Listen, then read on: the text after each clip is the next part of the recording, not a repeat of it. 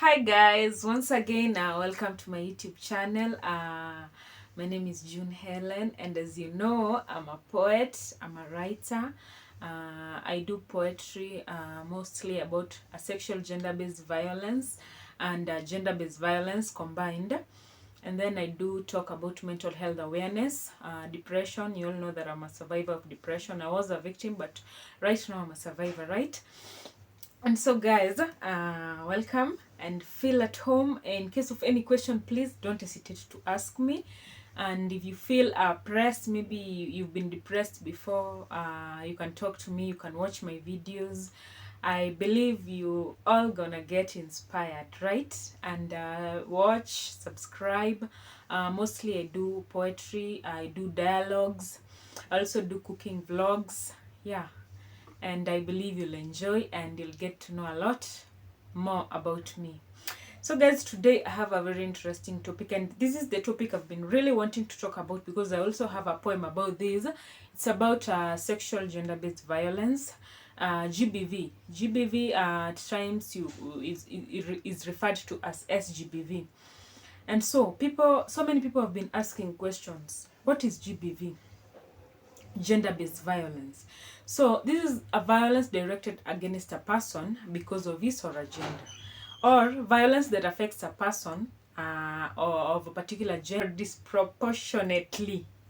Yeah, of any gender, and mostly it affects women. Huh? Yeah, GBV in most cases tends to affect women, and sometimes GBV, also referred to as SGBV, is any harmful act of sexual, physical, psychological, mental, and emotional abuse, right? So if you as a woman or you as a man, and mostly it happens to women, you've been affected sexually, mentally, either psychologically, physically, emotionally, you've been abused in all those ways. And that is perpetrated against a person's will, and that is based on socially ascribed, that is gender, which is a difference between males and females. And in this case, mostly we know in Kenya and in the world, it tends to happen mostly in women, right? So guys, SGBV imekuwa something that we as a society, we've been really wanting to talk about. Yeah, it has affected a lot of our women. And before I proceed, some of these causes of sexual gender-based violence, I realized it's poverty, right? Kwanza in our villages, SGBV is there. People do not report it. I don't know, it's because wanaogopa. I don't know, because they fear that maybe when I go to report, it will get back to me, or when I go to report, maybe the perpetrator can go and mix up the cases, and maybe it will turn against them, especially women. Unapata so many abusive husbands in the villages, they tend to beat their women badly or abuse them in so many ways, and these women cannot report because they fear their husbands. They feel that they'll be sent away from their villages, and they feel like there is that the cultural belief, especially in some communities, that I just have here, like, you must be married, otherwise I don't know, people will talk about this. And these are things that have been passed that are, I don't know, they're typical. Honestly, they're typical, and I think this is something that should change. Marriage is not a must, and I believe that women should and must walk away from toxic relationship and toxic marriages. You can't say that I'll stay in a toxic marriage just because you want that entitlement that you're married, or just because you want that it's a village mentality that you have to be married for people to know that you have an entitlement or you belong somewhere.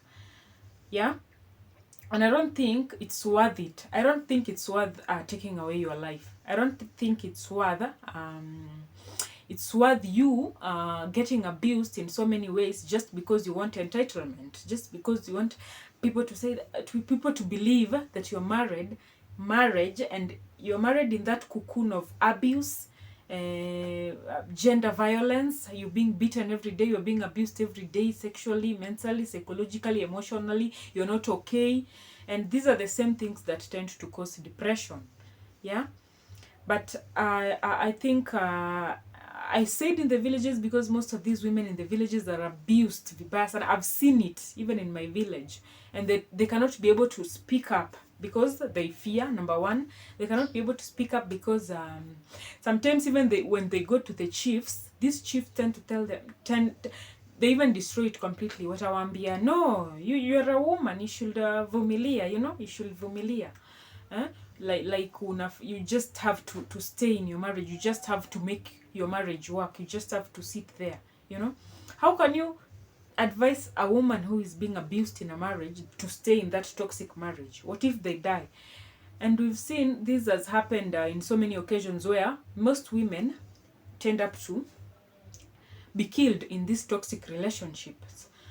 And if you investigate their past, they went to the chiefs, they tried going to the village elders, but upon intervention, these village elders and the chiefs, they were defending the guy who is toxic, the guy who is abusing this woman. Yeah, that no, this is a man, this is how men behave. Yeah, and you should just make your marriage work. Vumilia. Yeah, that vumilia word has led to many deaths and many toxic marriages. Yani, it's like forcing a toxic marriage to work, and in the end result is one, death. Two, this woman ends up being mistreated so badly, abused so badly, injured. Yeah. And most of them are left with psychological difficulties. They're affected emotionally, they're depressed. Yeah, they're affected mentally and physically. Yeah, they're affected in many ways, in so many ways. So SGBV is one of the worst things that is being fought in Kenya today and in the whole world in general. So guys, when I talk about sexual gender-based violence and gender-based violence, it's something that I've been really trying to fight. And I remember participating in poems and spoken word about most of the poems I told you, most of my poems are about sexual gender-based violence and GBV. And I participated in the Danida, yeah, that was held in Kenya, and GVRC, Gender Violence Recovery Center. And I don't know if you can be able to see this certificate somehow. So this is one of my certificate of gender-based violence. Yeah, I participated in a poem. It was actually a poem and a spoken word about gender-based violence. It was a gender-based violence poem and a spoken word, and they also had we also had some dialogues about GBV. And this is one of my certificates, and I'm really proud of it because I've been really trying to fight gender-based violence. And so it says, for June Helen for exemplary performance in the Intercampus GBV Festival with support from Danida, held at Kisii University on Friday, November 29th, 2019. Signed and stamped by the counseling psychologist, GVRC, and head of Department Medical Services, Kisii University, and Ministry of Foreign Affairs of Denmark, Danida. That was GBV. And then this is another one. Yeah. This was also on human rights, and we also spoke about women's rights. And in it, we included gender-based violence. And it's something I'm passionate about and I really like talking about. And we also included mental health awareness. And I was depressed, and I was once depressed, and I overcame. And so I really like speaking about these things, about gender and women and mental health. And it's really important. I also think another cause of GBV is conflict and war. In most times when there are conflicts and wars, gender-based violence tends to happen. Like, we remember the genocides that have been happening. And I think the recent genocide is the Sudan genocide, right? The Darfur genocide. We've seen so many women were raped. Yeah, so many women were raped. Children have been defiled. Yeah, and we've seen a lot of physical torture, psychological torture, mental torture, people being abused sexually, and especially women have been affected a lot in these genocides. This is another one that has been that has caused this gender-based violence. And another thing is displaced women and refugees, especially in Dadaab here in Kenya. These women, most times, even when we watch news, they have been abused in different ways. Unapata just because they are desperate, someone can abuse them, and they feel that they even feel like they don't have a right to anything. So they're just abused, and they're silent. No one to speak for them, no one to stand with them, and so they feel like even when they've been abused sexually, they've been abused physically, psychologically, and mentally, and emotionally too, they cannot be able to speak up because they feel abandoned, they feel rejected, they feel like they have no one. Yeah. And I think these are some of the worst causes of this gender-based violence, among others. Yeah. And so many people have been asking, how can gender-based violence be prevented? Yeah? How can SGBV be prevented? Number one, you should be able to educate yourself on root causes of the violence. So once you know the root causes of the violence, definitely you can be able to prevent gender-based violence. Like, what really caused this? Is it the man? For example, maybe in marriage, is it the man who is toxic? Is it this woman who is being too much or toxic? Yeah. And once you know the root cause of it, you can be able to prevent it in one way or the other. Like, for example, in toxic marriages, you can walk out. Yeah. These things are not a must. Marriage is not a must. Yeah. Just because you want entitlement, you cannot just say, let me stay in this toxic marriage because I just want to be married. I just want to stay with this man because I just love this man. Let me stay there. No.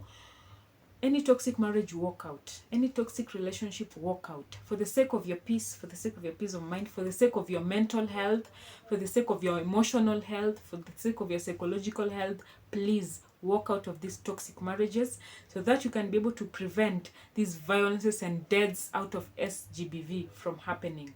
Yeah? And I think this is very, very important to you married, to those married women. This is very important for you. Just walk out. You cannot stay in a toxic relationship and just wait to die, wait to be killed just because you love this guy. Your life is worth everything and anything than just love, than just marriage. Yeah. Don't settle for less. Don't settle for toxicity. Yeah. You can walk out. I have so many single mothers out here who are very happy, single but happy. Yeah. And you have not even single mothers, only even single people out here who are living good lives. They are very happy. You don't have to have a man just to be happy. No. And you can't just say you'll stay in a toxic relationship or a toxic marriage and not be happy because you feel like, when I'm single, I won't be happy. Ask so many single people here. They are very happy and extremely happy. Yeah, and they can manage it. Yeah. So walk out of those toxic relationships, walk out of those toxic marriages to prevent this gender-based violence from happening. Number two is interrupt the abuse. Yeah. You should report. And for example, maybe you're a neighbor of a person who is undergoing violence. Maybe the husband is being too violent to him, this or that. You're supposed to report. You're supposed to maybe sit down with this particular maybe woman, go and ask them the problem, and then if it's worse, you go and report. After reporting, now you can file a case against this toxic person, against this jama or guy. Yeah, among other things. And then stop sexual harassment. That's number 3. Stop sexual harassment. How? For example, when I say sexual harassment, we have rape, number 1. We have defilement, and we have just that sexual, when you have sex with someone without their consent, right? It's like by using force. Yeah, being forceful to someone. That is rape. And I think so many people don't know the difference between rape and defilement. Yeah. So as I said earlier, I realized most people do not know the difference between rape and defilement. Yeah. So when I talk in the perspective of law, under our law, rape is the act of obliging an individual to have sexual intercourse without their consent or against his or her will, yeah, or using force. So the violence of any other form. Here we speak about lack of consent of the victim. Yeah, lack of consent. And when I talk about defilement under the law, I think it's under section, is it 8.1? Under section 8.1 of the Sexual Offence Act number 3 of 2006. Defilement is penetration and having sex with a minor. And when I say a minor in Kenya, basically it's under 18 years. When you have sex with a minor and penetrating and then proper identification of the perpetrator. That is defilement, and it's worse and it's bad, and it should be reported. And I think so many people in the villages do not know defilement, cannot be able to differentiate defilement and rape, and do not know how to handle them. So when I speak about defilement, when I speak about rape, number one, when someone has been defiled or raped, do not, for example, maybe let's talk about the defilement case. If a kid has been defiled, number one thing you should do not let her wash herself. Do not let her wash her body, or his body rather. Haufai kuoga completely. Because when you wash your body, ama when you wash yourself, or when you take a shower, you've removed the evidence. And in any case, we all know that evidence is everything. Yeah? In any case, we know evidence is everything. And when I say that, the moment you've showered, the moment you've told that kid to shower, you go to police station, you've already lost your evidence. So you're going there to do nothing. And there is no evidence against that particular perpetrator who has defiled that kid, right? So I think we should have public awareness to these villages and to most people who do not know how to handle rape or defilement. And I think I'll talk about this in my next video, how to handle rape and defilement. I'll talk about this in my next video, and I believe you'll get to learn. I believe you'll get to watch. So we're still under GBV. Stop victim blaming. You know, most people this is very important, stop victim blaming. When it comes to gender-based violence, we realize that many people are blaming the victims. Like, sini wewe ulikuwa umevaa miniskirt, sini wewe ulikuwa umevaa vibaya, your whole chest was outside. Really? After everything that has happened in that sexual gender-based violence, all you can do is blaming the victim, and that's worse. In fact, you're torturing that victim psychologically, you're torturing her mentally, you're torturing her emotionally, which should not happen in any case. We should stop victim blaming. Yeah? Because if you blame the victim, people will keep on doing these things because they say anyway. See, we had in the other case that aliambiwa alikuwa she was on a miniskirt, she was on a bikini, I don't know, she was attracting this, she's the cause of all this. No.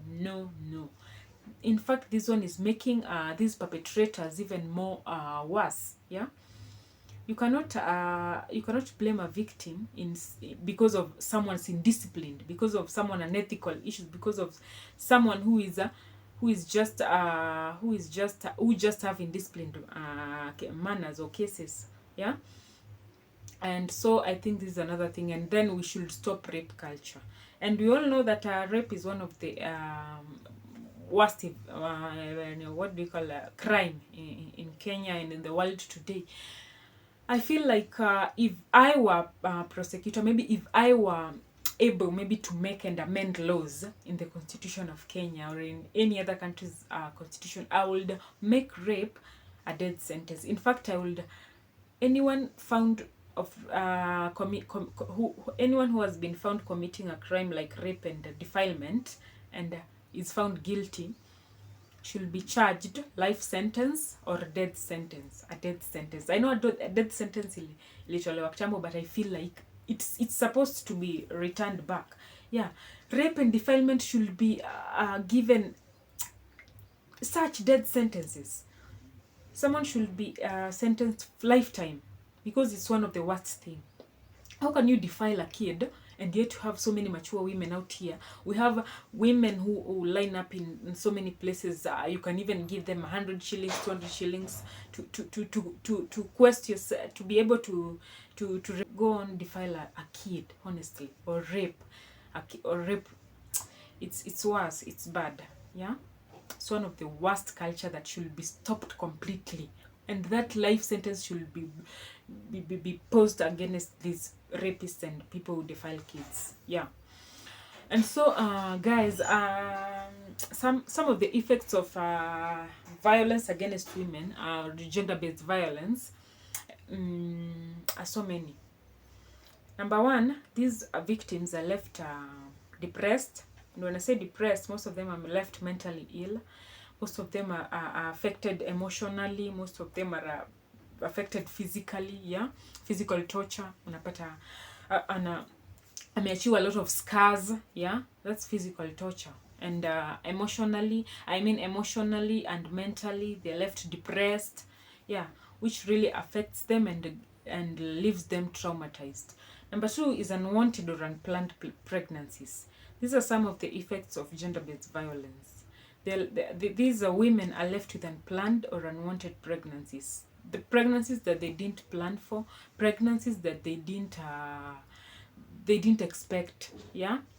And most of them end up doing abortions. Some of them end up killing themselves. Some of them end up mistreating these kids. Some of them end up in poverty conditions because they are giving birth to kids they didn't budget for. They are, most of them are poor, and so they don't even know how to handle these kids. So, and some of these kids ends up to be street kids because their mothers have neglected them. Their mothers don't have anything to give them, so the only thing they feel like doing is neglecting them or giving them away, or even killing them. Yeah, it happens in so many instances. And then nightmares and insomnias too. And when I say nightmares and insomnia, these victims are left depressed, as I said earlier, and some of them cannot even sleep at night. These are effects of sexual gender-based violence. And they feel stressed, they feel depressed. Yeah, some of them commit suicide. Yeah, some of them don't even know what to do. They're left confused. They're left stressed, among other things. So many things. And so, guys, I think this is among the worst thing. And I think sexual gender-based violence should be fought. So guys, as I conclude, I want to tell my fellow women, my fellow ladies, that we should fight sexual gender-based violence. Like in any case we see of any reported cases, we should be able to follow up those who are but mostly those who are heading these, rather, those who are following up on such cases. We should be able to dig deep into the root causes, and we should be able to help these perpetrators should be held accountable for everything that they do: sex, defilement, sexual gender-based violence, and all that. And since 1991, from 25th November, we've been commemorating International Day for the Elimination of Violence Against Women, GBV. So until 10th DEC, which is Human Rights Day. And so the international community has observed the 16 days of activism. And the theme is ending violence against women and girls in many contexts, among climate change and other things. And we know that the color of GBV is orange. I know today I'm in yellow, but I was supposed to wear orange. Activism, I usually wear orange. And among one individual who really likes talking about sexual gender-based violence, and I really like fighting sexual gender-based violence. And I remember the other time when we had 16 days of activism. I was there. I did my poems, yeah, and my spoken words were there about sexual gender-based violence. I also have certificates about sexual gender-based violence because I've participated in so many things on sexual gender-based violence. You're going through this, you can overcome. Yeah. And so the theme, as I previously spoke, is ending violence against women and girls. Yeah.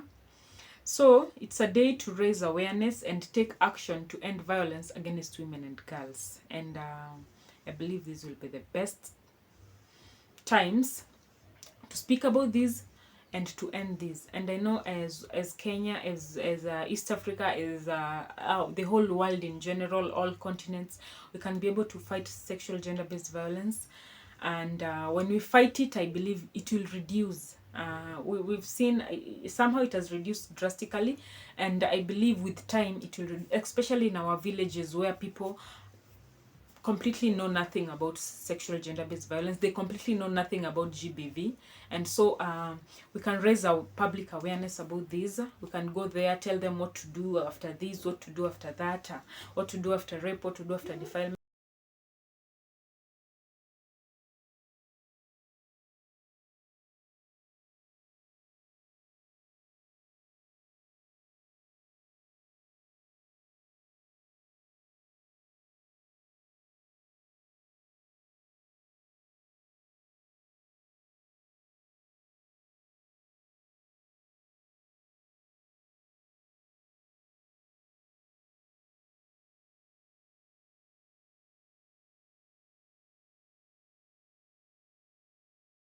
Violence, it's something that I've been really trying to fight, and I remember participating in poems and spoken word about most of the poems I told you, most of my poems are about sexual gender-based violence and GBV, and I participated in the Danida, that was held in Kenya, and GVRC, Gender Violence Recovery Center.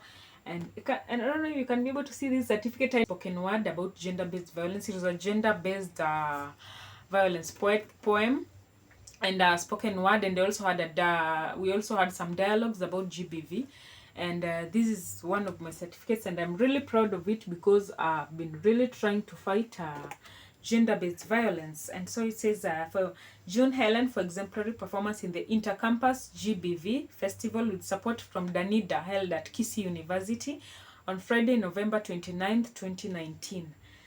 Signed and stamped by the counseling psychologist, GVRC, and head of Department Medical Services, Kisii University, and Ministry of Foreign Affairs of Denmark, Danida. That was GBV. And then this is another one. Yeah. This was also on human rights, and we also spoke about women's rights.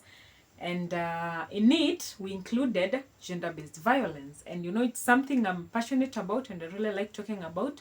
And we also included mental health awareness. And you know, I was depressed, and I was once depressed, and I overcame. And so I really like speaking about these things, about gender and women and mental health. And it's really important. So guys, thank you for watching my videos, and I believe you'll get inspired as time goes by. Please, please let's fight sexual gender-based violence. Let's try to initiate people with mental health disabilities. Let's create public awareness on mental health, depression, and sexual gender-based violence, and I believe one day we'll overcome. So thank you for watching. Till next time, bye. I love you all.